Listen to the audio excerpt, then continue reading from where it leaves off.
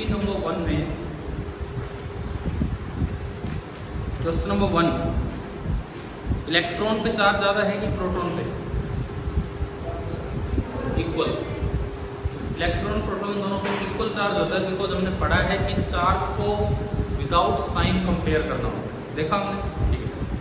Second, state true और false, mass length and time depend on the state of rest और motion but charge does not depend. अब इसमें हम दो बातें जानते हैं अभी तक जो क्लासेस में हुए हैं कि मास तो डिपेंड करता है और चार्ज डिपेंड नहीं करता। इसमें दो और एक्स्ट्रा चीज़ें दी हैं, लेंथ और टाइम, तो एक बार वो समझ लें हम यहाँ पे क्या है।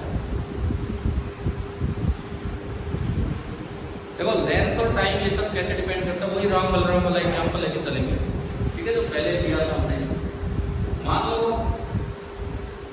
ग्राउंड पे एक ऑब्जर्वर है और इस ग्राउंड वाले ऑब्जर्वर को हमने नाम दिया था राम, ठीक है।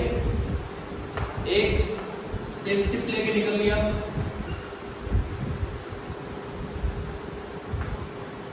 और ये वाला ऑब्जर्वर हमने बोला था बलराम, इस तरह से, ठीक है। यहाँ पे स्पेसशिप के अंदर स्पेसशिप जा रहा है उस पिन की तरह ही, कितनी स्पीड से? c/2 speed. स्पेसशिप जा रहा है c/2 स्पीड के साथ। तो इसमें आप देखो मैंने यहाँ पे कोई एक कंटेनर लिया, मैंने यहाँ पे कोई एक कंटेनर दिया और उसमें कोई लिक्विड भरा हुआ है, तो कंटेनर दिया इसमें लिक्विड भरा हुआ है। ये जो लेंथ है कंटेनर की जो लेंथ आपको दिख रही है ये L है, ठीक है। इस लिक्विड का जो मास है वो m है और मान लो लिक्विड है कोई जैसे मिल्क है, दूध है, वो उबाल रहे हैं उसे। टाइम भी ऑब्जर्व करना है कि कितनी देर में दूध उबल जाएगा, ये अपने हिसाब से बताएगा, ये अपने हिसाब से, वही मिल्क है वही दूध है वही बोलना है, ठीक है। क्लियर है यहाँ तक? लेंथ इसकी मानी है parallel to velocity, length parallel to velocity, इस तरह से हमने माना। अब देखो दो चीजें हम दो ऑब्जर्वर्स के लिए हम चीजों को लिखेंगे। एक साइड मैंने ऑब्जर्वर लिखा, ऑब्जर्वर कौन है? बलराम, और एक साइड ऑब्जर्वर कौन है? राम। सबसे पहली बात, स्टेट रेस्ट है कि मोशन है? ये सारी चीज रेस्ट पे है या मोशन में है? किसके लिए बताओ?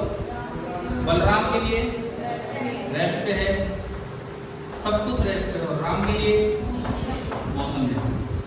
एक हम यहाँ पे एक फैक्टर लिखा करते थे, आपको याद होगा, गामा 1/√1 माइनस स्क्वायर फॉर्म, हमने पढ़ा था कि दिस इज ग्रेटर देन, पढ़ा था ना ये उस दिन, है ना। अब मैं बात करता हूँ मास की, जिसके लिए इवेंट रेस्ट पे है उसके लिए मैं मास कहूंगा कितना है? m0, रेस्ट मास या प्रॉपर मास। लेकिन जिसके लिए मोशन में है उसको मास ज्यादा नजर आएगा कि कम? उस दिन बता दिए तो ज्यादा नजर आएगा, कितना?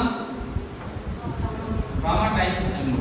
इसके लिए अगर मैं मास को m कहूं तो m will be equal to gamma times m0। अगर आप गामा की वैल्यू पुट करें तो m0/√1 माइनस v²/c²। समझ आ रहा है नहीं? अगर मैं चार्ज की बात करूं, मान लो ये लिक्विड चार्ज है, सपोज ये लिक्विड चार्ज है, तो हमने पढ़ा था कि चार्ज की वैल्यू ऑब्जर्वर पे डिपेंड नहीं करेगी, तो दोनों को ही चार्ज कितना नजर आएगा? इतनी दो बातें तो क्लियर है, ठीक है। मास ये ज्यादा है कि ये ज्यादा है? m is greater than m। यहाँ अगर मैं इस चार्ज को Q बोलता हूँ तो Q इज इक्वल टू, ये सारी प्रॉपर वैल्यूज है और रिलेटिविस्टिक वैल्यूज है। अब मैं बात करूं लेंथ,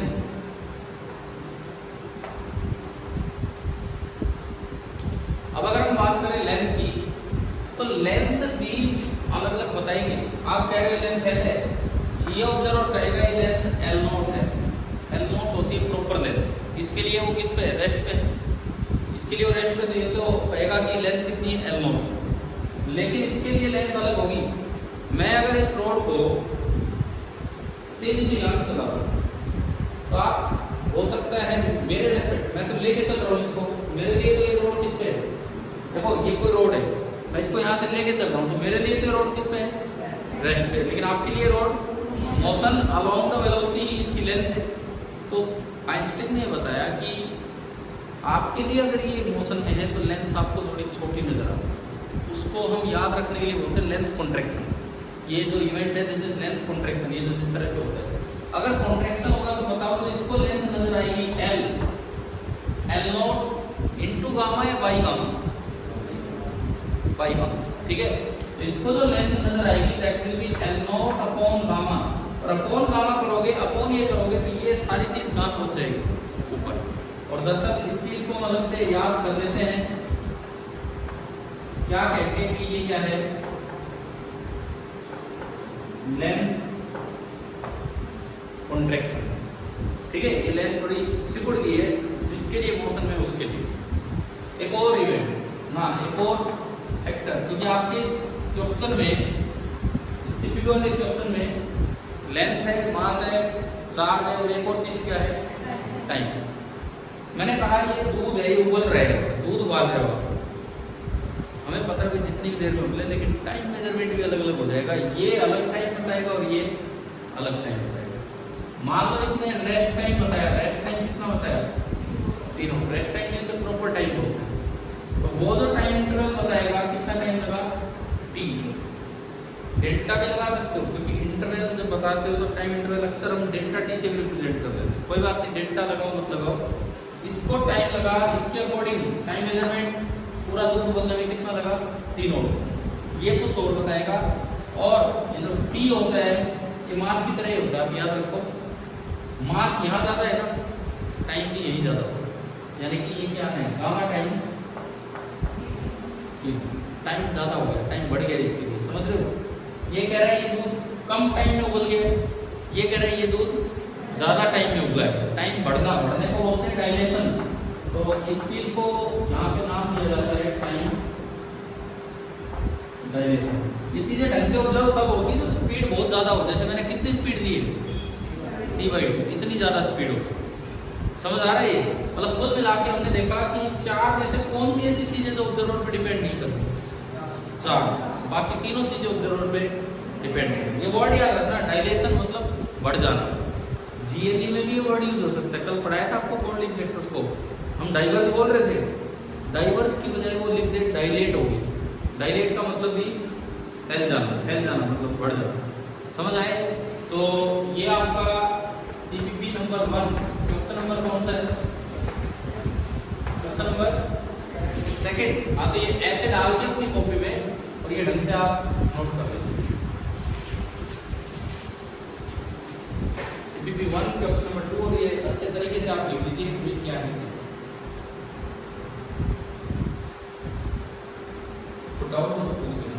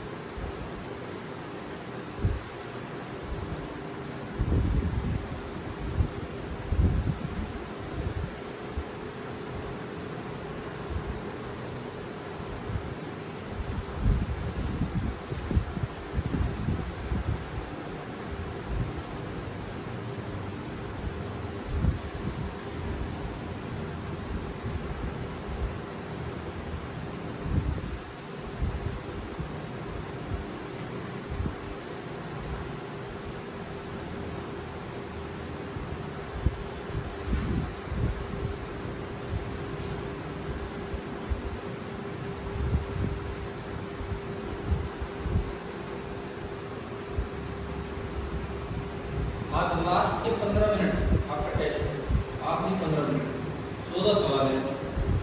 कोई न्यूमेरिकल नहीं, बस देखते ही हो जाना, जैसे सीके टाइप क्वेश्चन नहीं होते वो। आज तक की क्लास का काम उसमें होगा। 15 मिनट से 5 मिनट पहले मैं आपको रिवीजन के लिए दे दूँगा, ठीक है। और जो बच्चे बार बार दिन के लिए मैंने कल की क्लास है पूरी रिवीजन तो लगाई थी, कल या परसों कल वाली क्लास परसों, हाँ, तो लास्ट 15 मिनट्स में 40 क्वेश्चन बैंक है।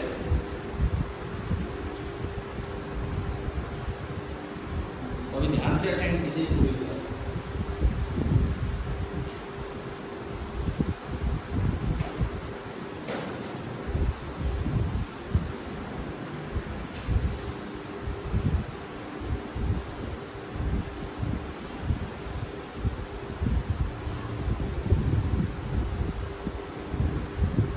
याद रखना आसान है ना, मूविंग किसको नजर आएगा, मास ज्यादा लगेगा, लेंथ कम लगेगी, टाइम ज्यादा लगे तो गामा से मल्टीप्लाई कर दो, कम लगे तो गामा से डिवाइड कर दो। और गामा क्या है, कुछ ऐसा फैक्टर।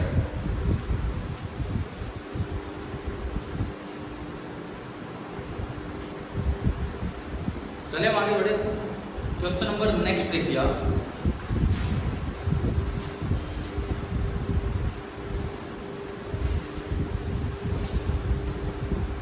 थर्ड हमने कल कर लिया, एक्सरे डालने पे जीएलई पे क्या होगा, याद है तो सारा।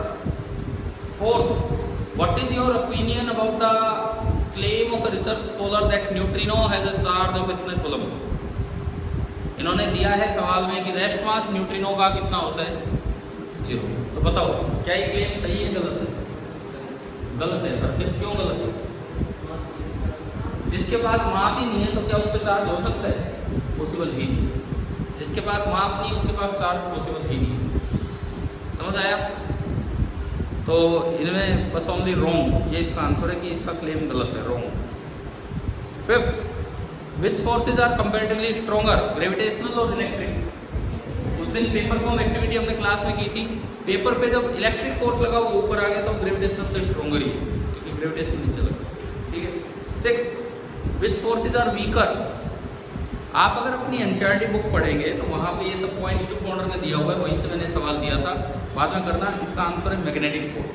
इलेक्ट्रिक और मैग्नेटिक में वीक कौन सा है? मैग्नेटिक फोर्स, याद रखिए। जब चलेंगे कभी मैग्नेटिक फोर्स के टाइम पे तो वहाँ देखेंगे, है ना। सेवंथ, ये भी हो गया ना डिस्कस। एक पॉजिटिवली चार्ज बॉल एक दूसरी बॉल को अट्रैक्ट करती है, तो अगली बॉल पे पक्का चार्ज है या भाई हो सकता है? हो सकता है। और अगर रिपेल करता तो पक्का। रिपल्सन से पता लगता है, पढ़ाया था नहीं आपको? क्लियर है? ठीक है। 8th, compare the pairs given below by naming the scientist involved. Algebraic sign to charges किसने दिए थे? Benjamin Franklin. Amount of induced charge, Faraday.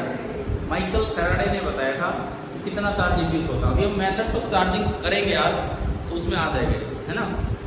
और फिल इन द ब्लैंक, ये आपकी लाइन एनसीईआरटी की ही है। क्वांटाइजेशन ऑफ चार्ज सजेस्ट किसने किया था? फैराडे ने। पढ़ लिया आपने वो लाइन। और एक्सपेरिमेंटली किसने दिखाया? लिकन। आर एम लिकन ने करके दिखाया। क्लियर हो गया? ठीक है। अब जैसे आज का जो टेस्ट है, मैं कह रहा हूँ 15 मिनट लगेंगे आपको 14 सवाल करने में, एक मिनट का एक सवाल है। लेकिन थोड़ा दिमाग में रखना यहाँ तक क्या पढ़ाया है, ठीक है।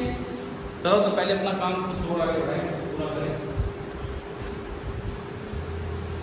तो हम लोग चल रहे थे मेथड्स ऑफ चार्जिंग की तरफ, उसी में आगे बढ़ते हैं।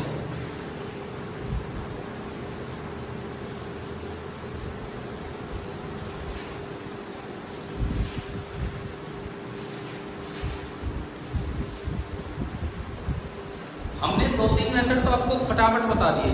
चार्जिंग बाई फ्रिक्शन पूछ लूँ मैं एक बार, कुछ पेयर्स पूछ लूँ आपसे। विट्रियस कौन से ऑब्जेक्ट्स को बोलते थे?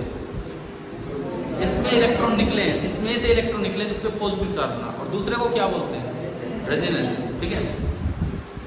ड्राई एयर और कॉम, कहाँ से कहाँ जाते हैं इलेक्ट्रॉन? ड्राई एयर से कॉम में। Silk cloth and glass rod, glass rod से silk cloth. Plastic rod and कोई ऊनी कपड़ा, उस क्लॉथ से, उस कपड़े से प्लास्टिक रोड। याद है ना ये चीजें? तो ठीक है। पेयर होंगे दुनिया भर के, हम नहीं याद करेंगे इतने ज्यादा, जो कॉमन पेयर है वो अपने याद करें। दूसरा method photo electric emission, light डाली इलेक्ट्रॉन निकला, पॉजिटिव चार्ज हो गया। ठीक है। तीसरा थर्माइनिक एमिशन, गर्म किया इलेक्ट्रॉन निकला और वो बॉडी पॉजिटिव चार्ज। चौथा फील्ड लगाया। अब ये फील्ड क्या होता है ये हम नेक्स्ट पार्ट में पढ़ेंगे। इलेक्ट्रिक फील्ड में फील्ड लगा के फोर्स लग जाता है इलेक्ट्रॉन पर, वो बाहर आ जाता है। पांचवा क्या लिखा था हमने? कंडक्शन और छठा इंडक्शन। तो अब हम ये दो मेथड पढ़ते हैं अपने, कंडक्शन और इंडक्शन। दोनों ध्यान से पढ़िए बिकॉज टेस्ट में दोनों पे सवाल भी मिलेंगे, है ना। अच्छे से पढ़ना है, आसान चीजें मुश्किल नहीं। तो नेक्स्ट आप, मैंने कल कहा था कि बाकियों को तो डिटेल में लिखने की जरूरत भी नहीं, वहीं पे कर दिया था। तो अब थोड़ा सा ये पढ़ते हैं, चार्जिंग बाई कंडक्शन। सबसे पहले हम देखेंगे चार्जिंग बाई कंडक्शन, ये वाला पार्ट कैसे होगा, क्या होगा, समझते हैं इसको। देखो जैसे मान लो एक खाली टैंक है पानी का और एक भरा हुआ टैंक है, और मैं दोनों को पाइप से कनेक्ट कर दूं तो क्या होता है, पानी खाली से ना भरे से खाली की तरफ जाएगा, बदले में इसका कुछ पानी कम हो रहा होगा, उसका पानी बढ़ रहा होगा। ये फ्लो ही कंडक्शन है और कुछ नहीं। आपके पास एक चार्ज बॉडी है, इसका कोई रेडियस है r1, और ये चार्ज बॉडी है जिसपे कि चार्ज आपको दे दिया कितना, q1। एक दूसरी चार्ज बॉडी है, इसका रेडियस मैंने कुछ अलग मान लो, कितना है r2। चार्ज नहीं, दूसरी बॉडी कैसी है, न्यूट्रल। अब कंडक्शन से चार्जिंग कैसे होती है, आप इन दोनों बॉडीज को आपस में कनेक्ट कर दो by a conducting wire. Conductor and insulator आपकी बुक में भी एक स्टार्टिंग टॉपिक आई गया होगा, लेकिन क्या पढ़ाऊं इसमें, ये तो आपको पता ही है। कंडक्टर क्या होते हैं, जो टिकट काटते हैं, कंडक्टर क्या होते हैं। एक दिन मैं क्लास में पढ़ा रहा था कंडक्टर एंड, दूसरा बच्चा कह रहा ड्राइवर। अरे भाई मैं किसकी बात कर रहा हूँ यहाँ, कंडक्टर एंड इंसुलेटर की बात कर रहा हूँ। कंडक्टर क्या होता है, जिसमें आसानी से करंट फ्लो कर जाए, और इंसुलेटर जिसमें करंट फ्लो ना करे। हमारी बॉडी कंडक्टर है कि इंसुलेटर, चेक करना, वही बिजली की तार पकड़ के देख लेना, कंडक्टर है इंसुलेटर, कंडक्टर। और पक्षियों की बॉडी, वो बैठे रहते हैं तारों पर, तो बैठे रहते हैं यार, बैठे नहीं रहते उन बिजली की वायर पे, तो अगर उनकी बॉडी में से पार हो रहा होगा तो खत्म हो जाएंगे। बताओ उनकी बॉडी क्या है, कंडक्टर है, तो आप भी बैठ जाओगे ऐसा है।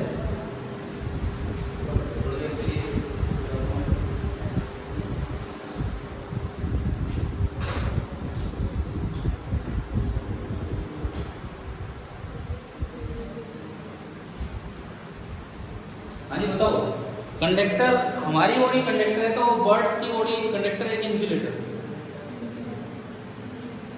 तो वो बैठ कैसे जाते हैं उस पर आराम से। आप भी अगर एक वायर को पकड़ के लटक सको ना तो कुछ नहीं होगा आपके, करना मत ये जाके, लेकिन मैं बता रहा हूँ एक वायर के आप लटके रहे कुछ नहीं होगा, आपकी दूसरा पार्ट ग्राउंड पे टच है इसलिए करंट फ्लो कर जाता है, या फिर हम दो वायर्स के कॉन्टेक्ट में आ जाते हैं इसलिए करंट फ्लो कर जाता है। एक पे टच करेंगे कुछ नहीं होगा, ठीक है। तो बर्ड्स भी कई बार मर जाते हैं बीच में, उड़ने लगते हैं, किसी के पंख बड़े हैं तो उड़ने लगे तो ऊपर वाली वायर को टच कर गया तो आ गया पोटेंशियल डिफरेंस। पोटेंशियल डिफरेंस आता है ये चार्ज फ्लो करेगा। तो मैं आपको क्या बताना चाह रहा हूँ, एक बॉडी से दूसरी बॉडी में चार्ज कब फ्लो करेगा, जब दोनों के बीच में क्या हो, कुछ पोटेंशियल डिफरेंस। अब पोटेंशियल क्या होता है हम इस चैप्टर में आगे बढ़ेंगे जब पढ़ेंगे, ठीक है। तो फिलहाल हम सीधा ये जाने कि जब ये आप इसको टच कर दोगे, टच करने पे कुछ ना कुछ चार्ज फ्लो कर जाएगा, इसका तो कम होगा लेकिन उसका ज्यादा। इनिशियली इस पे 0 था, इनिशियली इस पे तो 0 था और इस पे 1, फाइनली हो सकता है इस पे स्मॉल q1 आ जाए और इस पे small q। By charge conservation q1 + 0 that will be equal to ये तो बात नहीं आई भाई चार्ज कंजर्वेशन, टोटल चार्ज तो चेंज हो ही नहीं सकता है, जितना था उतना ही रहेगा, है ना, आइसोलेटेड सिस्टम है पूरा, बाहर से तो कोई कनेक्शन हो ही नहीं रहा है। दूसरी बात ये तो हुआ बाई चार्ज कंजर्वेशन, जैसे हम क्वेश्चन में लिखते E oblique C, M oblique C, energy conservation, momentum conservation, ये है आपका चार्ज कंजर्वेशन। लेकिन अब ये कब तक फ्लो करेंगे, ये कैसे डिसाइड होगा, तो Q1 and Q2 will be such that Q1 and Q2 will be such that finally the potentials become same। मतलब जब पोटेंशियल डिफरेंस खत्म हो जाएगा ना, जब पोटेंशियल डिफरेंस खत्म हो जाएगा तब तक चार्ज फ्लो करेंगे, जब तक पोटेंशियल डिफरेंस रहेगा तब तक चार्ज फ्लो करते रहेंगे, पोटेंशियल डिफरेंस खत्म हो जाएगा तो चार्ज रुक जाएंगे। अब ये बात चली गई पोटेंशियल वाले पार्ट में कि फाइनली कितना चार्ज आएगा कितना नहीं आएगा, तो ये तो हम वहां सीख पाएंगे। लेकिन क्या आपने मेथड ऑफ चार्जिंग सीख लिया, किस तरह से कंडक्टिंग वायर से ज्वाइन किया, चार्ज बॉडी से न्यूट्रल में चार्ज आ गया, ठीक है, बना लो। कितना आएगा कितना नहीं वो पोटेंशियल के पार्ट में हम समझ पाएंगे।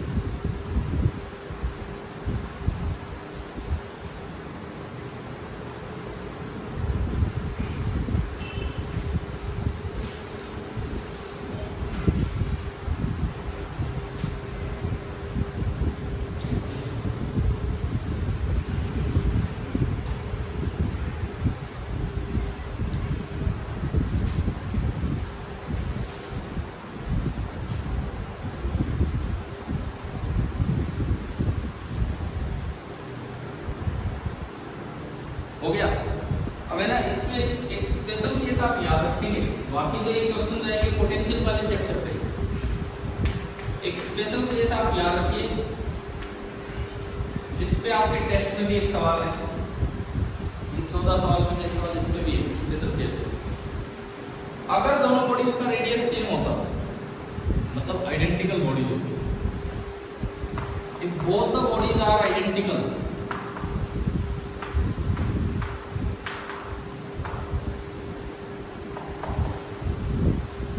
अगर बोथ द बॉडीज दोनों बॉडीज एक जैसी होती तो फाइनली पोटेंशियल इक्वल तब होते हैं तो दोनों के चार्ज भी क्या हो जाए, सेम। आइडेंटिकल बॉडीज अगर ये होती तो उनका पोटेंशियल सेम तब होता जब दोनों का चार्ज भी सेम हो जाए। तो दोनों का चार्ज सेम होने के लिए Q1 और Q2 दोनों बराबर होंगे, और दोनों बराबर होंगे तो चार्ज कंजर्वेशन की इक्वेशन हमें कहती है Q1 + Q2 तो पहले जितना था उसका सम है, जितना भी था ना दोनों पे मिला के जितना था, हो सकता है न्यूट्रल ना हो, दोनों पे ही चार्ज हो, दोनों पे मिला के जितना था उसको जोड़ के और 2 से डिवाइड, यानी कि ये आपका बनेगा पहले का चार्ज प्लस दूसरे का चार्ज। चलो इसमें कोई नहीं, जीरो है, मैं इन जनरल बोल रहा हूँ, एंड डिवाइडेड बाई आधा आधा। अगर दोनों बॉडीज आइडेंटिकल हैं, अगर दोनों बॉडीज आइडेंटिकल हैं तो जितना भी टोटल चार्ज है, चाहे ये चार्ज हो चाहे वो चार्ज हो, दोनों का सम कर दो, न्यूट्रल है तो उस पर जीरो, डिवाइड बाई क्या कर दो 2, और सम विद साइन किया जाता है कि without sign, without sign, with sign, जितना पॉजिटिव उतना नेगेटिव का टोटल तो जीरो होता है। पता है ना आपको। लेकिन ये तभी है जब बॉडीज कैसी हो, आइडेंटिकल। अगर आइडेंटिकल नहीं है तो पोटेंशियल वाले पार्ट में चला जाएगा कि कैसे हम इसको सोल्व। समझ आ गया। और मैंने आपको पहले बता दिया, इस पर ध्यान रखना। एक सवाल इस पे है, आपको पहले पहचानना होगा हाँ बॉडीज आइडेंटिकल है, और फिर कैसे आप चार्ज निकालो। ठीक है, 14 में से एक सवाल तो बताइए आपको इस तरह आने वाला है। चलिए, चार्जिंग बाई कंडक्शन आ गया समझ। आखिरी टॉपिक इस क्लास का ले रहे हैं बाई इंडक्शन। असल में उसके बाद हम चलेंगे कूलॉम्स लॉ पे, लेकिन वो फिर अगली क्लास से स्टार्ट करेंगे। आज पहले यही तक आपको चेक करते हैं कितना आंसर रहेंगे। तो लास्ट आपका मेथड हम पढ़ रहे हैं चार्जिंग का, चार्जिंग बाई इंडक्शन।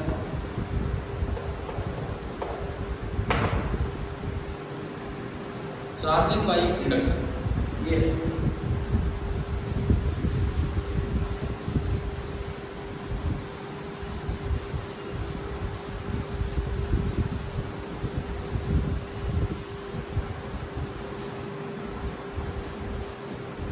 पहली बात, ये इंडक्शन वर्ड क्या होता है इसको हम समझें।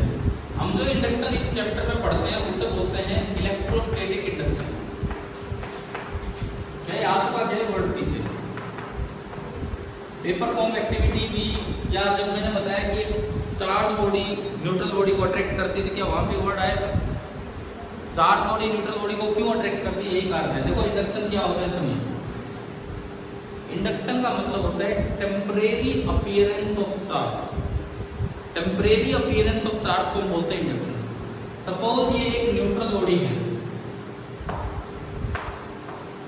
बस जीएलई में भी बार बार इस चीज का यूज हो रहा था। हम इसके पास एक कोई चार्ज बॉडी लेके आए, मान लो इस पे टोटल चार्ज है Q, इसको हम बोलेंगे इंड्यूसिंग चार्ज।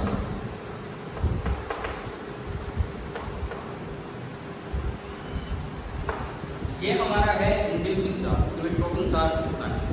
ठीक है, पॉजिटिव है तो इधर कैसे इंड्यूस कर देगा, नेगेटिव, कुछ नेगेटिव आ। लेकिन न्यूट्रल था तो न्यूट्रल ही रहेगा, कहीं से कोई कनेक्शन नहीं तो है ही नहीं, तो दूसरी साइड इतना ही, अभी तो न्यूट्रल रहेगा। ये तो प्लस माइनस क्यू है, इसको हम बोल देते हैं कौन सा चार्ज, इंडक्शन होने से आया है, this is called induced charge. एक इंड्यूसिंग चार्ज है, एक इंड्यूस्ड चार्ज। ठीक है, इस मीडियम का एक टर्म होती है, इस मीडियम की जो हम कूलम्स लॉ के साथ डिटेल में पढ़ेंगे। यहाँ हम याद रखें, उसे बोलते हैं मीडियम का डाइलेक्ट्रिक कांस्टेंट, और इसका सिंबल होता है कैपिटल के। एक मीडियम का डाइलेक्ट्रिक कांस्टेंट, इसका सिंबल होता है कैपिटल के। कैपिटल के की वैल्यू 1 से लेके कहाँ तक हो सकती है, इन्फिनिटी। 1 से इन्फिनिटी, एक से छोटा नहीं होगा, एक से बड़ा ही रहेगा, मीडियम पे डिपेंड करेगा। 1 तो ये एग्जैक्टली 1 होती है किसके लिए, फॉर वैक्यूम। कोई मीडियम ही ना हो तो ये 1 है। It is slightly greater than 1, slightly greater than 1, nearly equal to 1 for the medium क्या हो, एयर। एयर है तो नियरली इक्वल टू 1 ही है, थोड़ा सा बड़ा 1.00 है ना। वाटर अगर आप लेते हो तो इट इज नियरली 81। 81 किसके लिए, वाटर के लिए। और इनफाइनाइट फॉर मेटल, जो आपके मेटल होते हैं उसके लिए डाइलेक्ट्रिक कांस्टेंट कितना होता है, इनफाइनाइट। 1 होता है तो वैक्यूम। एयर के लिए भी क्वेश्चंस में नियरली 1 ही लेते हैं, थोड़ा बड़ा होता है। वाटर के लिए 81 एंड मेटल के लिए इनफाइनाइट, मेटल के लिए तो इनफाइनाइट। अब फैराडे ने ये बताया था, मैंने आपसे सीपीपी नंबर 1 में पूछा कि अमाउंट ऑफ इंड्यूस्ड चार्ज किसने बताया, आंसर लिखा है ना आज साइंटिस्ट ने नोट, सेकंड लास्ट क्वेश्चन में फैराडे। तो अकॉर्डिंग टू फैराडे ने ये बताया था कि जो इंड्यूस्ड चार्ज होता है Q, वो तो प्लस माइनस कैसा भी होगा, एक साइड पॉजिटिव होगा, एक साइड नेगेटिव। कैपिटल Q है आपका inducing charge into 1 minus 1 upon. अब K डिपेंड करेगा इस मीडियम पे, इन सब के। ठीक है, क्लियर है? ये फॉर्मूला हमें याद रखना चाहिए, और इस फॉर्मूले से जो Q निकल के आता है, दिस इज लेस देन और इक्वल टू कोई वैल्यू, कोई वैल्यू भाई अगर आपने वैक्यूम में ले लिया तो के 1 माइनस 1, वैक्यूम में तो कोई पार्टिकल ही नहीं है तो इंड्यूस कहां से होगा चार्ज, ठीक है। अगर आपने वाटर लिया, वाटर कितना होगा 81, 1 माइनस 1 बाई 81, 80 बाई 81, 80 बाई 81 एक से छोटा है एक से बड़ा है, छोटा है ना, एक से छोटी चीज से मल्टीप्लाई करोगे तो क्यों विल बी लेस देन, ठीक है। अगर आपने मेटल ले लिया तो ये कितना है इनफाइनाइट, 1 अपॉन इन्फिनिटी कितना होता है 0, यानी कि Q इज इक्वल टू, तो आप ये याद रखो अगर वैक्यूम है, यही पे दिखाता है, अगर वैक्यूम है तो कोई चार्ज इंड्यूस नहीं होगा क्योंकि वैक्यूम में K कितना है 1 है, वैक्यूम में K 1 है, 1 पुट किया, वैक्यूम में चार्ज इंड्यूस 0, मेटल में चार्ज इंड्यूस बराबर है, और ये जो बीच के जितने भी बचे ना इनको बोलते हैं डाइलेक्ट्रिक, इन सब मीडियम को बोलते हैं डाइलेक्ट्रिक, और डाइलेक्ट्रिक में जो Q होगा this will be less than capital, vacuum में तो कोई चार्ज इंड्यूस ही नहीं होगा, मेटल अगर है तो बिल्कुल उतना ही चार्ज इंड्यूस होगा जितना आपका इंड्यूसिंग चार्ज है, और अगर और कोई भी मीडियम आ जाए this all are known as dielectric medium, और इन डाइलेक्ट्रिक मीडिया में जो चार्ज इंड्यूस होता है वो हमेशा इससे लेस होगा, कम होगा। अब इधर तो अनलाइक चार्ज अपीयर होगा और दूसरी साइड जैसा है वैसा सिमिलर चार्ज उधर अपीयर होगा, इधर अनलाइक चार्ज, ठीक है। ये नियर एंड है, फार एंड है, नियर एंड पे अनलाइक चार्ज अपीयर होता है, फार एंड पे लाइक चार्ज। अगर वो डाइलेक्ट्रिक है तो चार्ज की वैल्यू कम होगी इंड्यूस चार्ज की, अगर मेटल है तो बराबर। अब बताओ इंडक्शन क्या होता है, पहली बात इंडक्शन समझ आया, ठीक है। इलेक्ट्रोस्टैटिक इंडक्शन के बहुत यूजेज है, बहुत यूजेज है, यूजेज हम केवल याद ही कर लें क्योंकि हमें इनकी टेक्निकल डिटेल में नहीं जाना है। आपने जेरोक्स कॉपी सुनी है, जेरोक्स करवा लो, खाली पेज उस मशीन में जाता है और छप के आ जाता है, तो मशीन पे वो चीज़ें चिपकती है, उसमें भी इलेक्ट्रोस्टैटिक इंडक्शन का यूज होता है। दूसरा चॉकलेट मेकिंग, हम तो खा लेते हैं चॉकलेट, ये पता ही नहीं कैसे बन गया, उसमें भी अच्छी खासी फिजिक्स लग रही है और इलेक्ट्रोस्टैटिक इंडक्शन का यूज होता है। तीसरा बायो की एक टर्म है पॉलिनेशन, किस बच्चे के पास मेडिकल है तो क्या ये वर्ड सुना है ना, क्या होता है, कोई एक बच्चा बताए, transfer of pollen grains from, ठीक है, तो वो उसमें री अट्रैक्शन वगैरह का यूज है जो इलेक्ट्रोस्टैटिक इंडक्शन से होगा, ठीक है। और भी यूजेज होंगे, मैं तो आपको 2-3 यूजेज बताएंगे क्या। अब इससे चार्जिंग कैसे होगी, लास्ट काम उस पर आ रहे होंगे, पहले आप ये देख लो इलेक्ट्रोस्टैटिक इंडक्शन, फिर हम चार्जिंग करते हैं।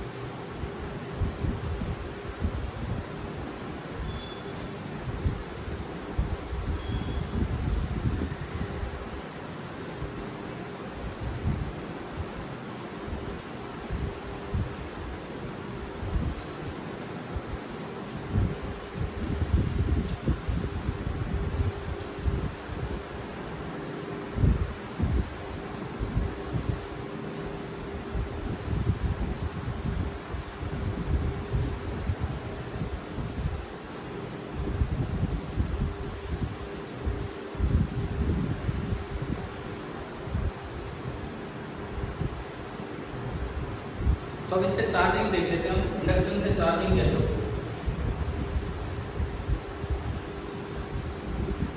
हटा दो यार, हो गया।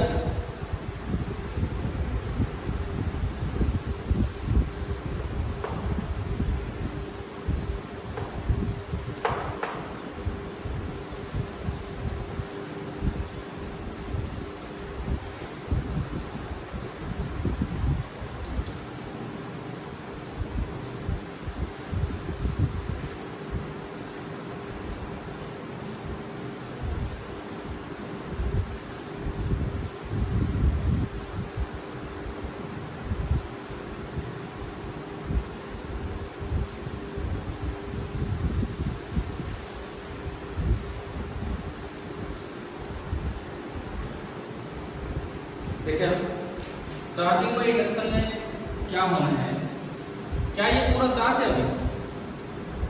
ये तो न्यूट्रल ही है। आप अगर इसको दूर करोगे तो फिर मिल जाएंगे, तो क्या ये चार्ज होगा?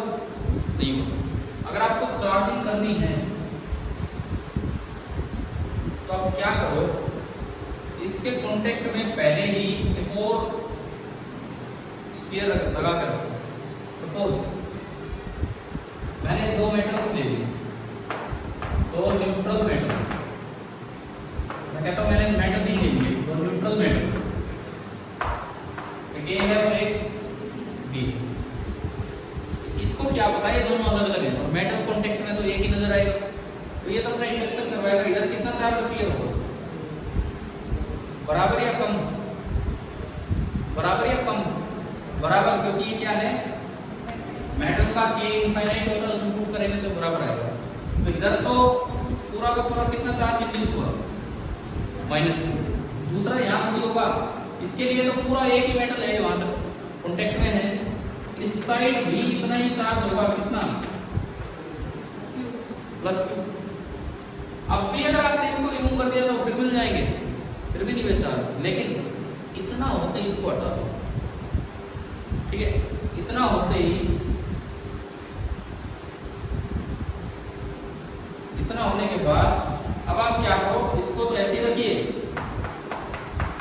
अभी इसको रिमूव नहीं करना है, परंतु आप इन दोनों को दूर कर दीजिए।